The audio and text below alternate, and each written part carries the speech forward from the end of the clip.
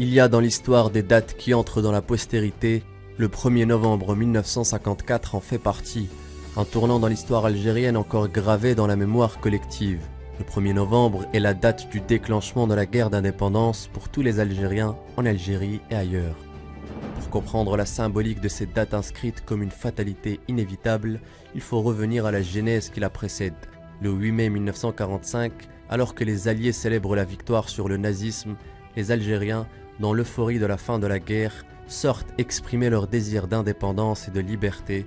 Ils défilent par milliers à Guelma, Kharrata, Sétif ou à Constantine, drapeau à la main et crient leur espoir pour une Algérie indépendante. La réponse française est sans équivoque. Après une guerre destructrice, la France coloniale déverse le peu de force qui lui reste dans une répression sanglante qui fera 45 000 morts. Ce jour-là, la fracture devient définitivement irréparable. Les Algériens comprennent qu'ils devront arracher leur liberté au prix du sang. Aucun dialogue n'est possible avec la France coloniale, qui ne les considère pas comme des hommes et des femmes à part entière. Le code de l'indigénat fait loi.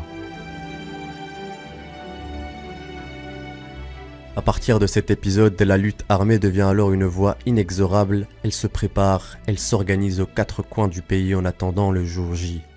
Plusieurs facteurs vont amener les Algériens à se soulever comme un seul corps ce 1er novembre 1954. Cette année-là, les inégalités entre Algériens et Pieds Noirs se font de plus en plus grandes.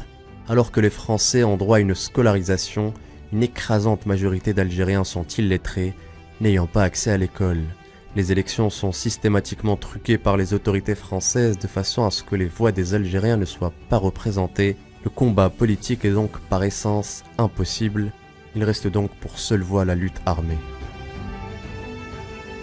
À l'international, en 1954, l'heure est globalement sur la voie de la décolonisation dans plusieurs régions du monde, en Indochine, en Tunisie et au Maroc. Dans le monde arabo-musulman, un vent nationaliste souffle depuis l'Égypte de Nasser. En Algérie, le peuple est déterminé à prendre son destin en main. Durant l'été 1954, la résistance s'articule autour de leaders historiques qui, après plusieurs tractations, fondent le 23 octobre 1954 le Front de Libération Nationale, une semaine avant le déclenchement de la guerre.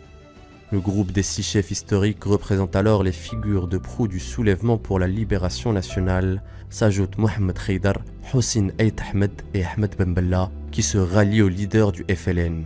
Les 9 fondent alors leur politique sur 2 axes fondamentaux, le passage à la lutte armée et l'obtention de l'indépendance.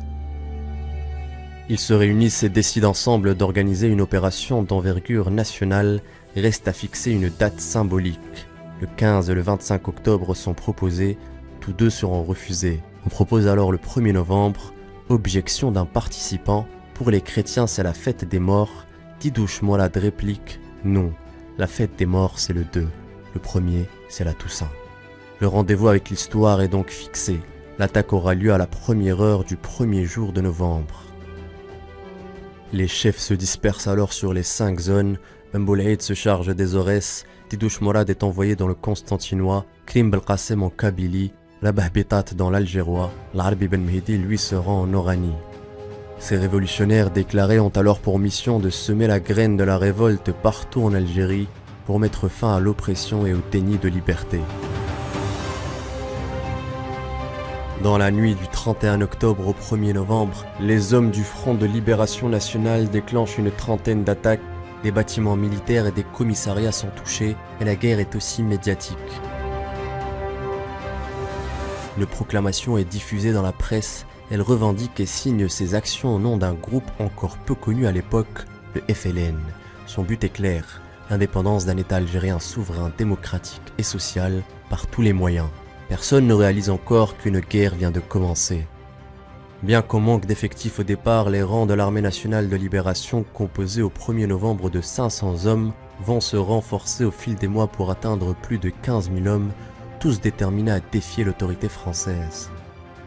En réponse au soulèvement, la France réagit en chargeant le ministre de l'Intérieur François Mitterrand de rétablir l'ordre. Il déclarera « La présence française sera maintenue dans ce pays ». L'histoire lui donnera tort, 100 000 soldats français sont affectés en Algérie, ils seront au total 400 000 avec pour objectif de casser la révolution.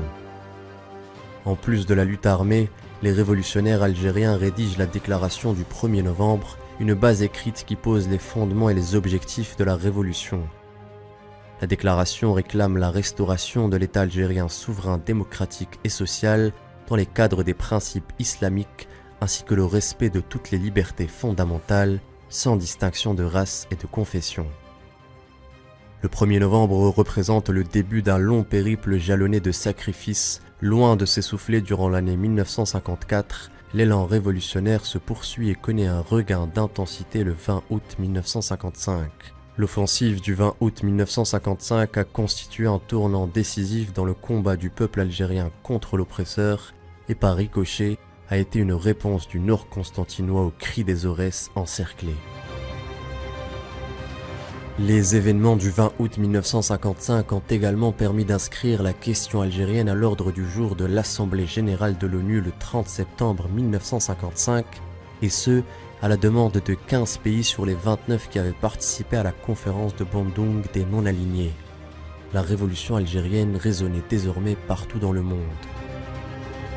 8 ans après le déclenchement de la guerre, l'histoire donne raison aux moudjahidines algériens. Ils offrent pour toujours à l'Algérie la liberté en héritage.